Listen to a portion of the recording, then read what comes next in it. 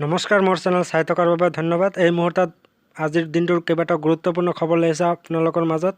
আৰু সদায় এনেধৰণৰ খবৰসমূহ পাই থাকিবলৈ আমাৰ চেনেলটো ছাবস্ক্ৰাইব কৰি ভিডিঅ'টো তাতে লাইক কৰি দিব। আজিৰ প্ৰথমটো বিগ ব্ৰেকিং নিউজ মই আপোনালোকক দেখুৱাবলৈ চেষ্টা কৰি আছোঁ। অতিকৈ বিগ ব্ৰেকিং নিউজ।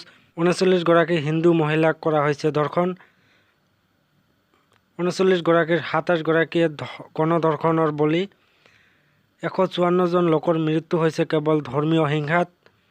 বাংলাদেশত 2022 চনত আৱশ্যনীয় পৰিস্থিতি সন্মুখীন সংখ্যালঘুৰ। বাংলাদেশে নেশ্যনেল হিন্দু মহাজোঁটৰ তথ্যই হাহাকাৰ সৃষ্টি কৰিছে সৰ্বত্ৰে। 51টা মন্দিৰ মাটি দখল কৰিছে ইছলামধৰ্মী লোকে।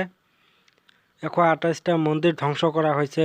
লগতে 481টা মূৰ্তি ভাঙি পেলোৱা হৈছে বাংলাদেশত। এই মুহূৰ্তত দিব বিচাৰিছোঁ বিগ ব্ৰেকিং নিউজ আপোনালোকক। 152 জন লোকক কৰা হ'ল ইছলাম ধৰ্মলৈ পৰিৱৰ্তন। ইয়াৰ পিছৰ বিগ ব্ৰেকিং নিউজটো মই আপোনালোকক দিব বিচাৰিছোঁ। পাকিস্তানৰ সৈতে সম্পৰ্ক আছে নেকি ৰকিবুল হুছেইনৰ, এই মুহূৰ্তত মই আপোনালোকক দিব বিচাৰিছোঁ। পাকিস্তানৰ সৈতে সম্পৰ্ক আছে নেকি ৰকিবুল হুছেইনৰ। তদন্তৰ বাবে বিধানসভাৰ অধ্যক্ষলৈ পত্ৰ প্ৰেৰণ কৰিছে ইতিমধ্যে। তদন্তৰ আহ্বান বিচাৰি আবেদন ধৰ্মেন্দ্ৰ চৌধুৰীৰ। ৰকিবুল হুছেইনৰ বিৰুদ্ধে তদন্তৰ দাবী চৌধুৰীৰ। মই আপোনালোকক দেখাবলৈ চেষ্টা কৰি আছোঁ। পাকিস্তানৰ প্ৰাক্তন মন্ত্ৰীৰ সৈতে ৰকিবুলৰ সম্পৰ্ক থকাৰ অভিযোগ। পাকিস্তানৰ সৈতে সম্পৰ্কত আছে নেকি ৰকিবুল হুছেইনৰ। তদন্তৰ বাবে বিধানসভাৰ অধ্যক্ষলৈ পত্ৰ প্ৰেৰণ ইতিমধ্যে মই আপোনালোকক দেখাবলৈ চেষ্টা কৰি আছোঁ। আন এক বিগ ব্ৰেকিং নিউজ লৈ আহিছোঁ মই আপোনালোকৰ মাজত। কলমেৰে লিখা 2500 টকীয়া নোট আছে নেকি আপোনাৰ লগত, মই আপোনালোকক দেখাবলৈ চেষ্টা কৰি আছোঁ। কলমেৰে লিখা 2500 টকীয়া নোট আছে নেকি। কলমেৰে লিখাৰ পিছত বেংকে সেই নোট গ্ৰহণ কৰেনে। কলমেৰে লিখিলে সেই নোটখন চলে নে নচলে। নোটত কলমেৰে লিখিলে নোটখন নষ্ট হৈ পৰে। নোটখনত লিখিলে চলিবলগীয়া সময়তকৈ আগতে নষ্ট হৈ পৰে। নোটখনত লিখা থাকিলে চিন্তাৰ কোনো কাৰণ নাই, কাৰণ লিখা থকা নোটখনো বজাৰত চলে। লিখা থকা নোট বেংকেও গ্ৰহণ কৰে।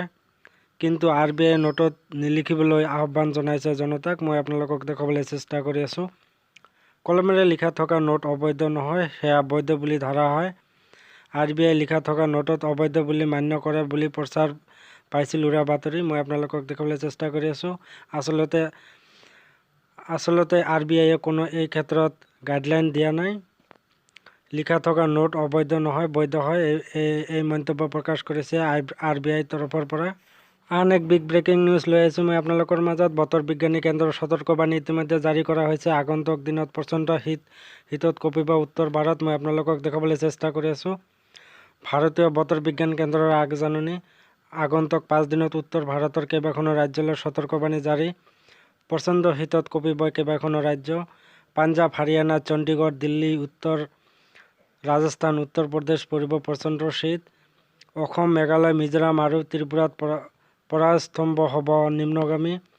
দিল্লীৰ তাপমাত্ৰা অৱনমিত হৈছে 2 ডিগ্ৰী চেলছিয়াছতকৈ। মই আপোনালোকক দেখাবলৈ চেষ্টা কৰি আছোঁ। দিল্লীৰ তাপমাত্ৰা অৱনমিত হৈছে 2 ডিগ্ৰী চেলছিয়াছলৈ। আপোনালোকে জম্মু বিভাগ, হিমাচল প্ৰদেশ, উত্তৰাখণ্ড, বিহাৰ, পশ্চিমবংগ আৰু ছিকিমত পৰিব শীতৰ প্ৰভাৱ। শীতৰ প্ৰকোপৰ বাবে বহু ৰাজ্যত বন্ধ কৰি দিয়া হৈছে বিদ্যালয়সমূহ।